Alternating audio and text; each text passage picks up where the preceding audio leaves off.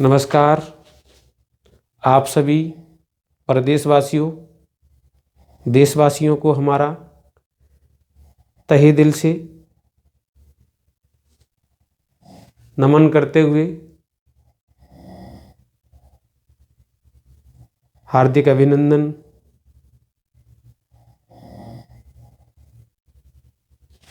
हमारे इस वीडियो में आज हम किसान के ऊपर और उनके संघर्ष पर हम अपने विचार रखेंगे। हमारे किसान जो लगभग 1 साल से निर्दयी, क्रूर सरकार के प्रति लड़ाई लड़ रहे हैं, उन लड़ाइयों में कुछ जीत हासिल की है। जो हमारी मांगें, हमारे किसान भाइयों की और हमारी जो मांगें थी, उन मांगों में से 2 मांगें मान ली गई हैं। वो भी हमारे संघर्ष की लड़ाई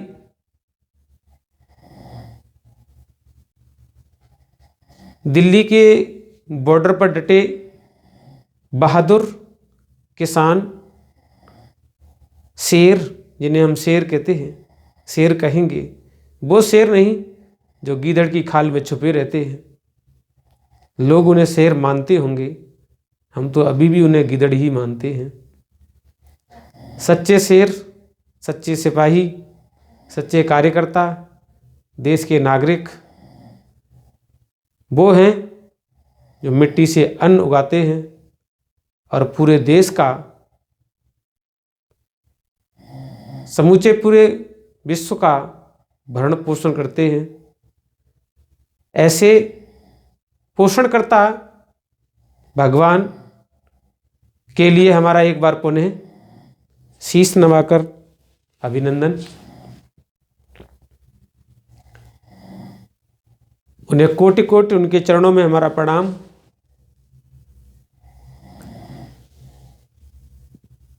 केंद्र की वर्तमान जो क्रूर सरकार है, वो हमारे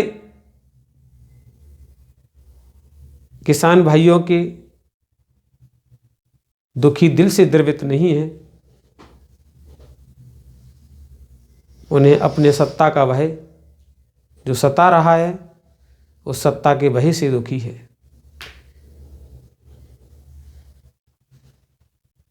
दो 2014 के बाद के कार्यकाल में या 2014 से जो हो रहा है वर्तमान तक,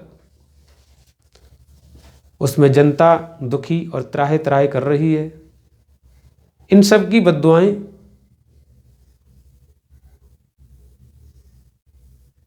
आज उनके सामने मौत बनकर खड़ी हैं। इस मौत का सामना कैसे करें, इसका कुछ पश्चाताप उन्होंने किया है।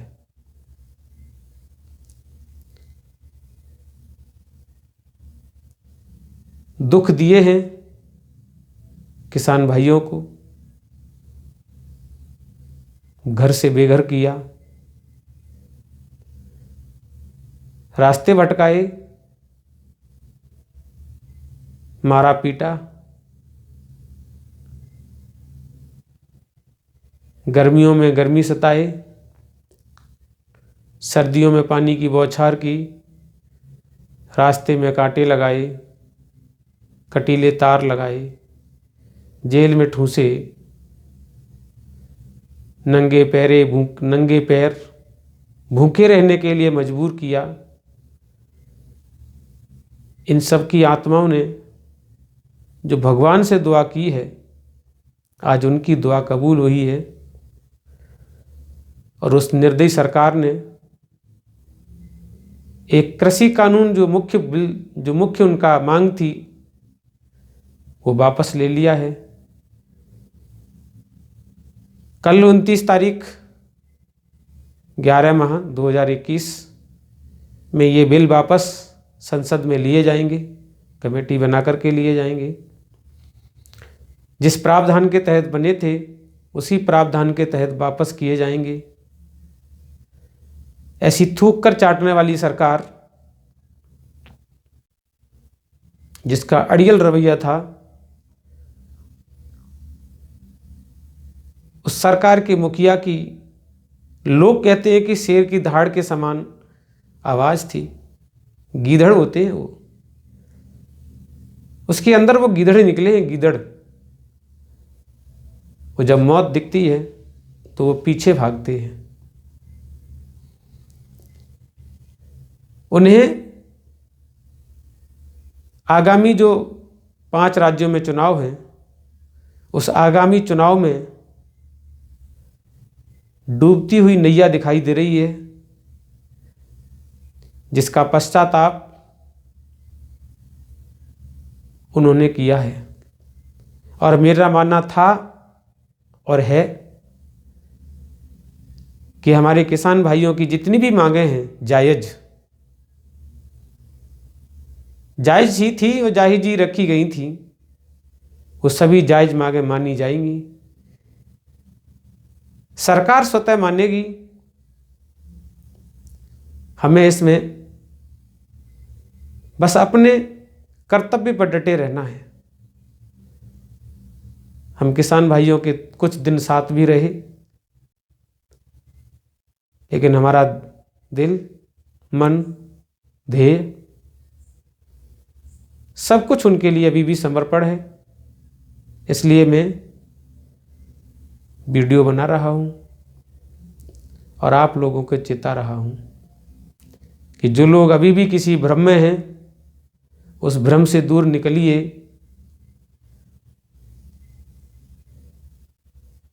और अपने कर्तव्य को पहचानिए, अपने देश को बचाइए। हम हर वीडियो में आप लोगों से यही परामर्श करते हैं और कहते हैं कि जिस किसी उम्मीदवार को हम अपना वोट डालते हैं, वो उम्मीदवार हमारी उम्मीदों के लिए काम नहीं करता।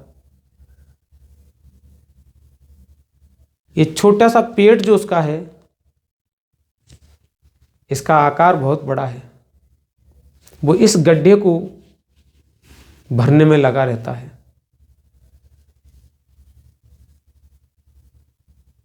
तो एकजुट रहिए, जैसे हमारे किसान भाई एकजुट होकर के और लड़ाई लड़ रहे हैं, ऐसे ही एकजुट रहिए और एकजुट रह करके इनसे प्रश्न करिए कि जब भी ये तुम्हारे द्वारे पर आए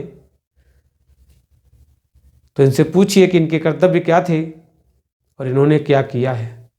हमारा कर्तव्य क्या था, हमने पूरा निभाया। तुम्हें वोट दिए, राजगद्दी दी, और उस राजगद्दी पर बैठ करके आपने हमारे लिए क्या किया।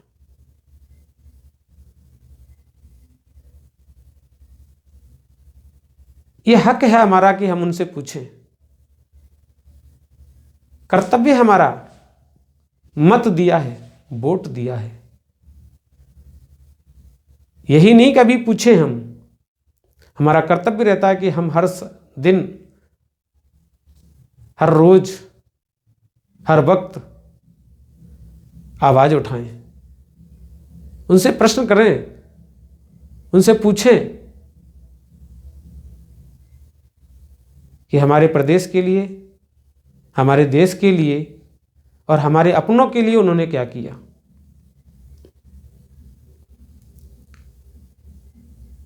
यहां सब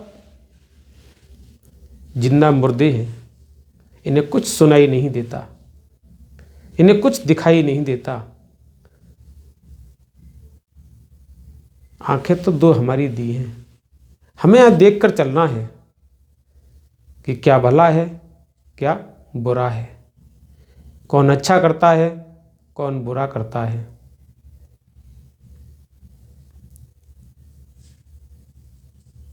एक साल से, और जब से ये कानून, कृषि कानून बने हैं, और कृषि कानून क्या बने हैं, जब से सरकारें सत्ता में आती हैं, अपनी मनमानी करती हैं, हम लोगों को तुच्छ लोग समझती हैं और हम पर घोर अत्याचार करती हैं, मनमाने नियम बनाती हैं, मनमाने कानून थोपती हैं, मनमाना अधिकार करती हैं।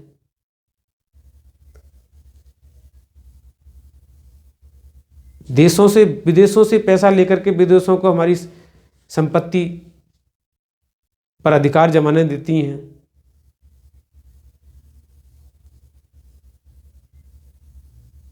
हमारे देश की गुडविल को नीलाम करती हैं, हमारे देश की संपत्ति को बेचती हैं। और जब सत्ता हथियाने का पुनः समय आता है तो घड़ियाली आंसू बहाती हैं। वही आज वर्तमान की केंद्र सरकार जो यूपी चुनाव के लिए, यूपी की गद्दी हथियाने के लिए ऐसा कार्य कर रही है। हमारे प्रधानमंत्री जी कहते हैं कि हम गद्दी के लिए नहीं आए, हम राज करने नहीं आए, हम तो सेवा करने आए हैं। अरे महामुहिम, यदि आप सेवा ही करते तो फिर वहां बैठ के सेवा करने का क्या औचित्य है? राजशाही ठाठ में सेवा करने का क्या औचित्य है? कभी सेवाकार को, कभी लेबर को, कभी गरीब के सेवाकार को हमने कभी इस राजशाही ठाठ में नहीं देखा। और जो व्यक्ति राजशाही ठाठ में होता है वो कभी गरीब की सेवा नहीं कर सकता।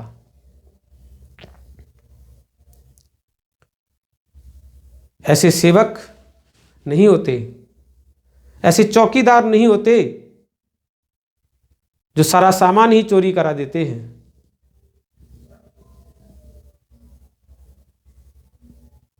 शर्म करो मेरे बूढ़े बाबा, क्योंकि तुम्हें भी वहां जाकर के हिसाब देना है।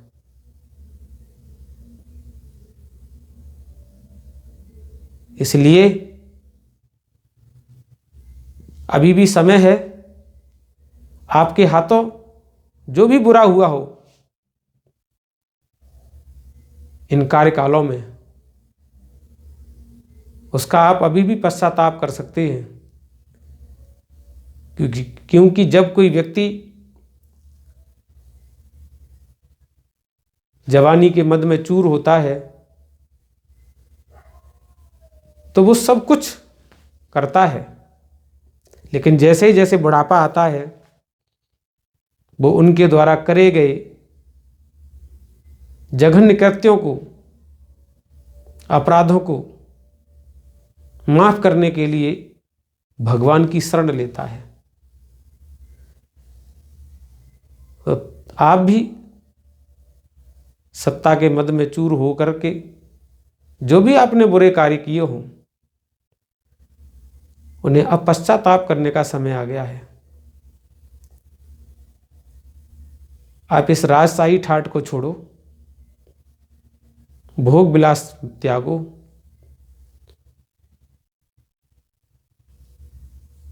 अपने इस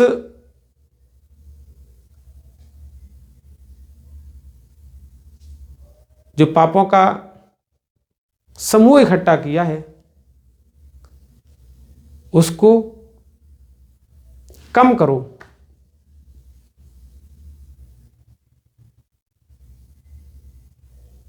और ये ऐसे नहीं हो सकता जैसे आप कह दिया कि हम सेवा करने आए हैं, आप हमें सेवा का मौका देंगे तो हम आपकी सेवा ही करते रहेंगे। ऐसे सेवा नहीं हो सकती।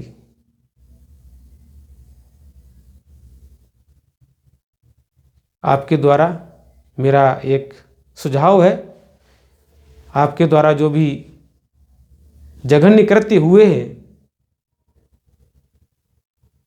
उनको कम करने के लिए या उनकी सजा भुगतने के लिए आप अब ये सारे कार्यकाल छोड़ दो और भगवान की शरण में चले जाओ। हमारे देशवासियों, किसान भाइयों से हमारा अनुरोध है कि आपके साथ जो भी बुरा हुआ है, जिस भी सरकार में हुआ हो, जिस भी सरकार के द्वारा किया गया हो, आप उनके प्रति सजग हो जाएं और अपने मत का दुरुपयोग न होने दें। एकजुट होकर के मत न दें, एकजुट होकर के मत न दें, एकजुट हो जाएं, मत न दें। देश को, प्रदेश को, देश के हर नागरिक को ये बताएं कि यदि आपके मत का दुरुपयोग होता है, सही अधिकार नहीं लिया जाता, तो आप अपने मत का मतदान ना करें।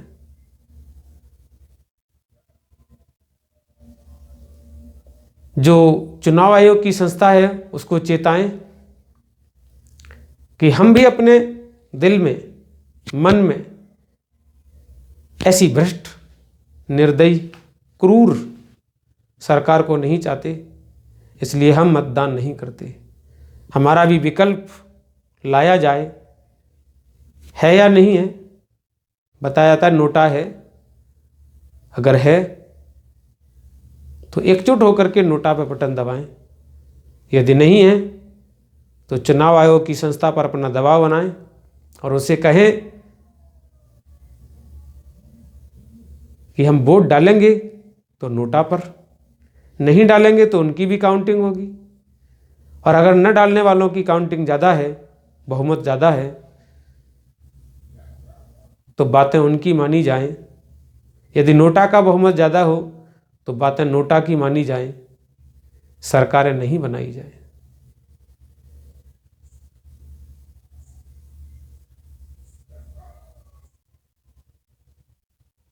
इस सरकारों से स्वतंत्र संस्था न्यायपालिका से भी मेरा अनुरोध है कि वो मेरी बातों को या मेरे जैसे विचारों को संज्ञान में लें और कार्रवाई करें। एक बार किसान बिल के तहत जो किसानों को दुख, परेशानी यहाँ हुई हैं, उनके लिए हमारे तहे दिल से दुआ है। और जो इस समय में स्वर्ग सिधार गए हैं, उनके लिए श्रद्धांजलि है। इसी बातों के साथ, इन्हीं शब्दों के साथ हम अपनी वाणी को विराम देते हैं। जय हिंद, जय भारत।